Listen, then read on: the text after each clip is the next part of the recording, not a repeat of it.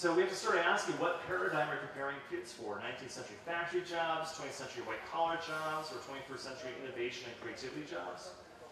1.0 society is really good at creating automatons, but we need creatives. You know, we have to really tap into the 3.0 role. Because this is precisely what we do not need. We need to engage in conversations, new conversations about how we approach education, how we approach schooling, and the development that's centered not around hardware or software or curricula, but it's really centered around development of mindware, where we can leverage our imaginations, our creativity, and our capacities to act on them, which would be innovation. At this point, I think I'm going to pause because then I'll talk about the book a little bit more, but how are we doing so far? What is the role of democratic education in this? And do we need to open a window? Because it's hot here, this thing is blowing hot air onto me, so I know I'm dying. What is the role of democratic education in this? Or democratic schools?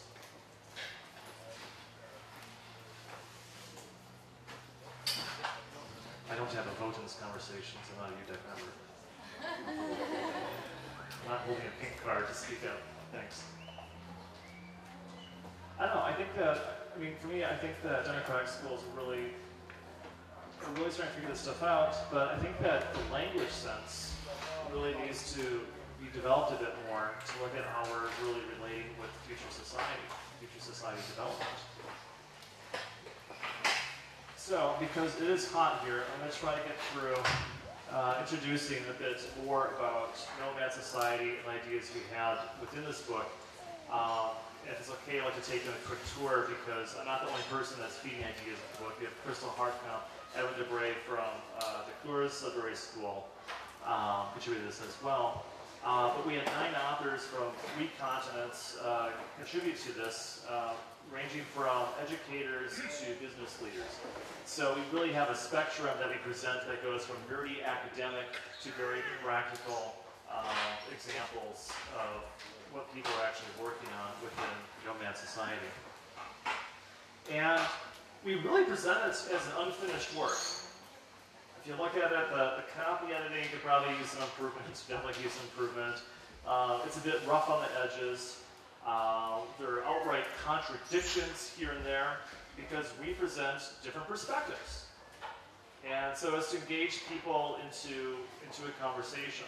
So we do not pretend to know the whole story, but we present these ideas as start of a conversation, and we invite you to join in. We also invite you not to treat it like any other book. We invite you to write on it. We invite you to tear out pages. If you agree with stuff, great, color it in, say write in great, write in your own notes. If you think there's a piece of bullshit in there, write bullshit, tear it out, share it with others, insert your own stuff, right? And share alike. So we invite you to add to the conversation. And the entire book is Creative Commons licensed, so you're free to do whatever you want with it and add to the conversation. So it is yours. You can also wear it as a hat. So, Cristóbal Cobo was a colleague. He co-wrote Invisible Learning with me, with me a couple of years ago. So, for what I did, the chapter I wrote, and what he did, we summarized much of what was in Invisible Learning, so people who are outside the Spanish-speaking world can have better access to it. It's a kind of an academic, nerdy chapter, but really looking at the relationship or the mismatch that we have between formal education and the challenges that are really imposed by innovation society. Coming to the conclusion that we really need to focus on how to learn rather than worrying about what to learn. And relationships, and especially look at the relationships between digital technologies and content really fluctuates, that we're using new technologies to do the really old stuff rather than looking at new possibilities that they open. And one of the interesting things that it talks about is that, surveys, survey after survey after survey says, look at things. Here's a question. Do you think you're given the required skills at school or college to find and hold a sustainable job in present employment market?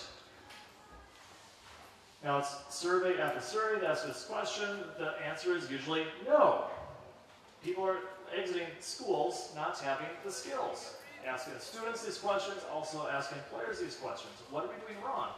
And so literature really cites that we really need to focus on soft skills. Again, that's like sense-making, social intelligence, novel adaptive thinking, cross-cultural competency, leadership, leiderschap, ondernemerschap, transdisciplinarity, those sort of ideas. T.U. Besselman, who I think wrote the most beautiful chapter in the book, writes about replacing teachers with learning choreographers. And too often teachers within formal schools tend to view themselves as sort of director of a play or directing a set plan or following a script, this action script. But really, we start thinking of being more choreographers and co-creating the dances that we're not sure where we're going to be at the end of the day. And so he brings in his background, really a theater background that he has his PhD in, but also looking to Gerhard Richter's Gesamtkunstwerk as a way to transform schools into sort of co-creative theaters. And so he really argues we should look at replacing curricula with choreography. And again, this is getting away from the download type pedagogy, so it's something that's more focused on co-production. He's got a chart here that's really where too many schools are, where really in the consumer, schools are really acting too much as consumers, objective orientations. We're looking at transferring of information, transferring of knowledge. We call this knowledge, but it's really information. To one we're really focusing on the quest, where we enter a school with an absolutely clean slate, a clean book, and we sit around and we ask ourselves, where are we going with this? And in Amsterdam, he runs the Learning Lab, I believe it's in coordination at University of Amsterdam, it's the Hogeschool. Yeah, the School of Applied Sciences in Amsterdam. Engaging groups of students where, the first day, they're asked to show up at midnight at a graveyard. Let's make some sense out of that. It's pretty cool. So read his chapter, it's absolutely beautiful. The next chapter comes from a Crystal Hartkamp, who, you're here. Why don't you explain it much better this than I am? You probably have an idea what you wrote, Although I haven't really prepared this, so yes. Well, our quest, or the chapter that I wrote, is actually my experience from the basis on where we were confronted with our own child who showed us that she really didn't learn the way the schools was providing her. And she actually got depressed at the age of 8 years old. And that started us thinking, what is wrong? Is there something wrong with our child? And we obviously saw that she was quite alright. In the holidays, she was a very happy girl, but at the end of the holidays, she started crying and was very, very depressed, and even talked about rather wanting to be dead than going back to school, which as a parent start to realize it's something you really have to do something. So we started to seek for alternatives, and in our search for alternatives, we came to this Sudbury Valley School and democratic education. So my chapter is all about how democratic education and Sudbury schools are a way of an educational environment in which children can learn to become nomads, because I think this is really the future that we have to prepare our kids for, and our kids are showing it to us. Because think about it, we are a society 2.0 persons, and our kids are society 3.0 kids, and they really show us. So this is one of the graphs in my chapter, and in principle it's a bit too deep, I think, if I go into this. But the surrounding that a democratic school provides is a surrounding where a child can be physically and emotionally safe because of three very main important things. There's relatedness, there you can have your absolute competence, because of absence of curriculum and absence of tests and scores, and you can be very autonomous. So you can determine your own learning and by learning and play. Well, there's a lot more written in my chapter, but then you really should read the book. Well, thanks. One of the beautiful parts is that it's really based on personal experience and that perspective, rather than one that's really more dry. This is what democratic education is. So I think it has a sense of humanness that I think is very valuable. That's great. Peter Spinder, Dutchman who got kicked out of university, invited to teach in the university, and got kicked out of teaching in the university. But it turned out he had the best teaching ratings of the university, so they invited him back in. He's got this sort of love-hate relationship. Around chapter 2. He is one of the founders of the Nomads Business School in Amsterdam. Do we have any Nomad students in here? Sir, would you mind standing up for a second? Come over here.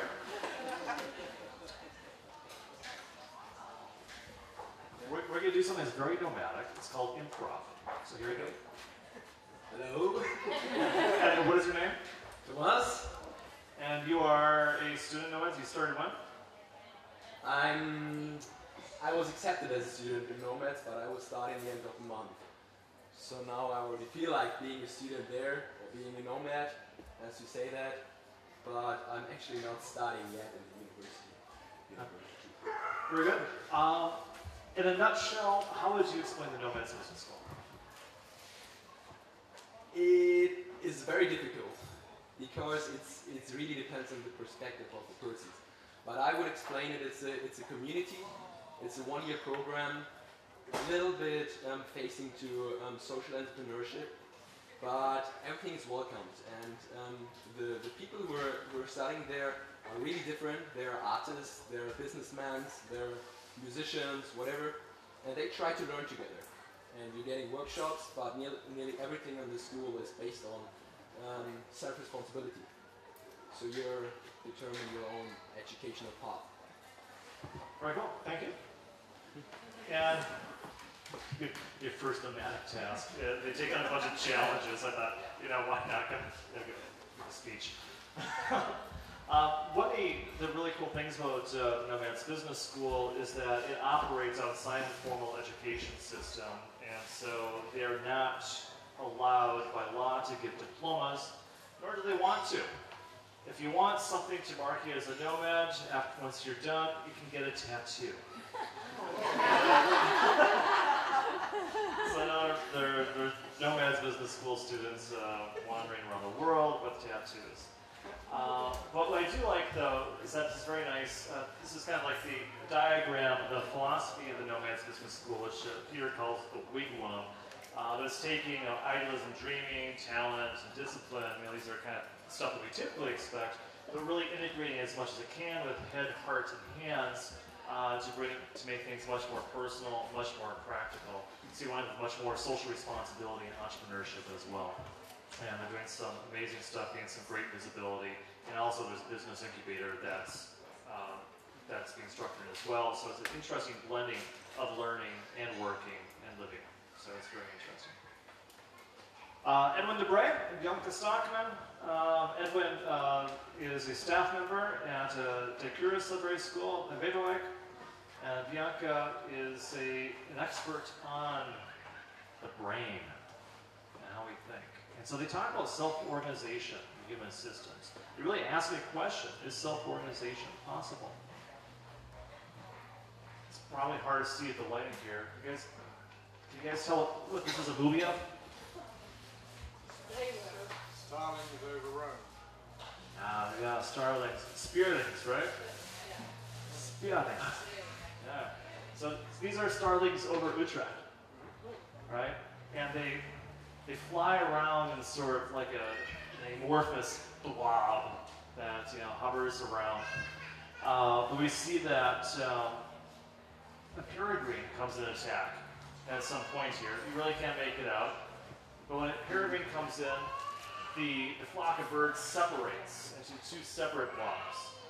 And then as soon as it's safer, they come back together. The hurricane attacks again, they separate. And it's very much a self-organizing system. Now, it's really run by three simple rules, which is, one, is to keep enough distance away so you don't get in each other's ways. Move in the same direction as everybody else, or as your nearby members. The third is to make sure there's cohesion so that you're near enough to your swarm mates. And just by following these three simple rules, they're able to self-organize. And so bringing examples like this, and also connecting with neuroscience, they bring the notion that as human systems and human organizations, we really can self-organize.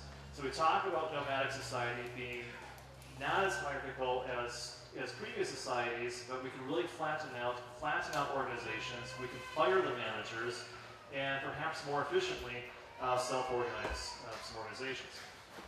And they bring some examples where they've been consulting on this, like in healthcare industry, where by empowering employees to do what's right for the company and really cut out too much of management, they're actually able to reduce healthcare costs in an era where healthcare costs are really skyrocketing, and also improve consumer satisfaction. And they bring some other examples as well. So it's very interesting to see what they do. Christine Renaud, she is an entrepreneur in Montreal, in Canada. She started a business called E180 a couple of years ago. And E180 is a matchmaking service. I don't have a chart to show, but since there are donkeys around here, I thought I'd show a picture of a donkey from next door. E180 is a matchmaking service that connects people to co-teach or co-learn together, but using the web as a tool. So if you have something you want to teach, like how to travel the world for $10 a day, you can go off and do that to create a recognized, have a platform that recognizes your teaching, but also the learning that you have as well. So you can be up at coffee shops, restaurants, bowling alleys, wherever you want to, but really connecting with this. So we keep talking about lifelong learning, but they're really taking on, let's flip this around and look at how we become lifelong teachers. Because really, when we start teaching another, that's when we know that we truly understand something. And the last chapter is written by Ron Fundenhoff. He is a founder of Seats to Meet. How many of you have heard of it? Okay, looks about half. Okay, yeah, Alex, yeah, sort of it. Seats to Meet is really a co-working space for nomads, and it's kind of cool to walk in. It says, self-employed people and nomads are welcome here. But it's a co-working space, and these co-working spaces are nothing new. They've really been popping up around the world. This one is quite a bit more open in that you set picnic tables or any other sort of open space. You've got free Wi-Fi. If you want to stay for lunch, you get free lunch. Coffee is great. You can work there for free as well. They make their money off of selling conference rooms. But the real interesting piece is that they tie it with the technology piece that you need to register in advance or to make sure you have space, but also tell others what you're working on. Okay? So if you're starting up a business and say you need help developing a website, you're able to look at a take cloud of different talents and big projects that people are working on, so you can find expertise in the room. And so a culture develops where people start helping each other out. Doesn't mean that you're each other's employees, but if somebody asks you for help, you're kind of obliged to help other people out, and they help you out as well. So it enables co-creation in a way just by providing space, looking at space differently. And also enabling serendipity, because if you don't enable serendipity, you'll never have these sort of happy coincidences that happens. And so they've had some great success with this. And in the Netherlands, this business model is really expanding. Go to any train station, you're likely to see a Seats to Meet there.